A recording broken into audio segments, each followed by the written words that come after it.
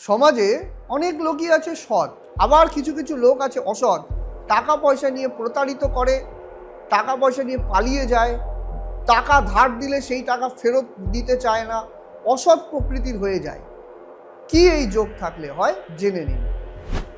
জন্মকুণ্ডলিতে বুধ, রাহু এবং মঙ্গল যদি বৃষ রাশির ঘরে, কর্কট রাশির ঘরে এবং ধনু রাশির ঘরে থাকে এবং অষ্টমে যদি শুক্র হয়, সেই ব্যক্তি কিন্তু ফ্রড হয়।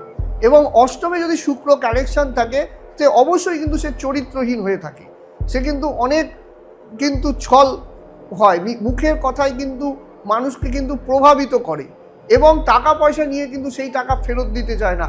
আপনি কিন্তু দেখেছেন, আপনারা কিন্তু দেখেছেন এই ধরনের ব্যক্তিরা যাদের জন্মকুণ্ডলিতে বুধ, রাহু, মঙ্গল এই তিনটি গ্রহ একত্রিত এবং শুক্র অষ্টমে, তাহলে কিন্তু এই ধরনের জাতক জাতিকারা কিন্তু অসৎ কাজে জড়িয়ে পড়ে। তারা কিন্তু সমাজের কিন্তু নানাভাবে ক্ষতি করে।